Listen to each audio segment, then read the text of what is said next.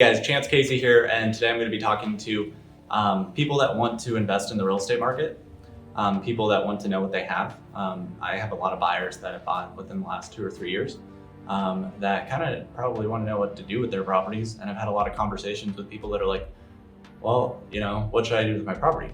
Sell it or rent it? Now, if you want long-term holdings and assets and you want tax-free income, cash flow and stuff like that, and you want wealth, then renting that property out is probably going to be the better bet. Now, there's a little bit of headaches and stuff that come along with it. However, at the end of the day, it can build you massive amounts of wealth. I'm going to show you how that happens right now. So before we get started, I just want to tell you guys, in 2018, I personally purchased a property for $295,000 from some people that were going through a divorce, and the house was in a little bit of disrepair. It needed some work done to it, so it was overlooked in the market. I ended up having those sellers pay for a good amount of my closing costs, and I did a minimum down payment. Now, fast forward to 2021, I've got a conventional loan on it for 20% down. I don't pay PMI anymore, and my house is worth $150,000 more, if not $175,000. It's kind of within that range. But we won't get into the specifics. We're just going to talk about something right now.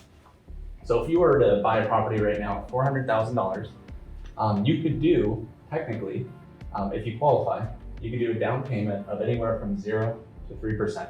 I was just working with a buyer yesterday where she was going to do a 0% down payment, conventional, on a new home build, and then they would have paid their closing costs. So she would have come in with zero money down. However, typically you can bring your own down payment, get a little bit better interest rate, and you get $12,000 there. And if you're in the resale market and stuff like that, and you got to pay your own closing costs, well, it's like $8,000. So it could range anywhere from like $0 to $20,000 as long as you're not doing something crazy like waiving your appraisal contingency or something like that. Then you are going to have your inspection and your appraiser. So you typically want to budget about $1,000 just to protect yourself. And then for my pay with buyers, I actually get paid $0 from the buyer. I get paid from the seller in the state of Arizona. So I'm never going to be asking you guys for money. I just help you guys close on the home, and then I get paid when the home closes. So if you were to buy a $400,000 house, let's say you owned it for a year, the market went up by 22.5% last year. You already could have taken that 0% down, or that minimum down payment, conventional, and then you could have refinanced it to a 20% down, no PMI. So what this looked like for me is I had a house at $295. I refinanced it once I got 20% equity and dropped my PMI off. I went from $1,888 for my monthly payments to $1,412. So I was paying $1,400 essentially per month, and like $40 for HOA. So what I can do now is, like, let's say you purchase this property at $400,000 now. Anytime that you do this, you can do a tax depreciation write-off, and you got to talk to your CPA about this and make sure that you can do it in your state or locally or whatever. But you get 27.5% of whatever the property's value that you purchased it for in tax write-offs every year. So that looks like $14,545.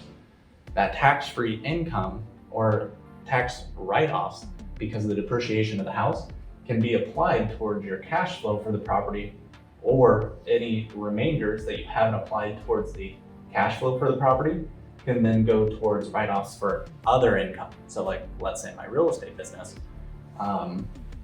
So for my current property, since I have the property at $1,412, I could basically rent that out for about $2,250 per month. It's 4-bedroom, 3-bathroom in Gilbert. So I could rent that out for about $800 cash flow per month. And I know that there's going to be cap rates and other stuff that you got to worry about, management fees and stuff like that, but I'm just going to do easy math for you guys. Per year, that's about $9,600 in cash flow. So that's money that's going into my pocket every single year, about $10,000. I can't apply that entire tax credit towards the $9,600, so I'm going to apply the rest towards my actual income. Now, let's say at the end of the day, I'm good with my taxes and the structure of my company. So let's say I make $100,000, net income. So I can take that off, and now I'm only taxed on $95,000 of my actual money that I made. So, and then what this looked like for me is I bought the home with a 3.5% down payment at $10,325. I put about $10,000 into carpet and paint and stuff like that, just because it needed it. And then I did a refinance for about $3,000. Now, I have been making my payments and stuff like that, but of course I needed a place to live, so we're not really going to factor that in. But at the end of the day, I did $23,000 into the actual home. And so my cash flow every year, what I actually put into the home, in like reno and closing costs and down payment and stuff like that, about 41% is what I'm going to be making on that money. And that's not even calculating in the actual write-offs that I get on the home. Now, these are really important for me because back in 2018, I was taxed at $43,000 in taxes for the government. So, March, April rolled around and I was like, oh, wow, that's a really, really big tax bill and I can barely pay it.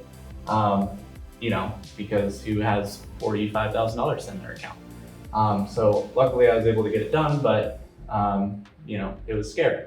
So being able to have these write-offs and being able to move forward in such a way that I then don't have to pay the government on my taxes, or not that I don't have to pay the government, but I'm doing it in such a way that it's structured legally to make sure that I don't have to give them all my money, but can still build wealth is huge. And this is something that anybody can do because, I did it 2 years ago. A regular buyer could have done it where they just bought the property and then, a year later, they're able to buy another property. And then every 2 or 3 years, they buy properties and they're able to do this. And since you're not selling it, you don't hit the capital gains tax and stuff like that. So definitely something to consider. Now, if you want more information about strategies like this or how to do this, or want me to sit down with you for 30 minutes to an hour to really go over it, I know it's a lot of math. It's not fun. It's fun when you save money and not paying taxes, but let me know. 602-525-5502.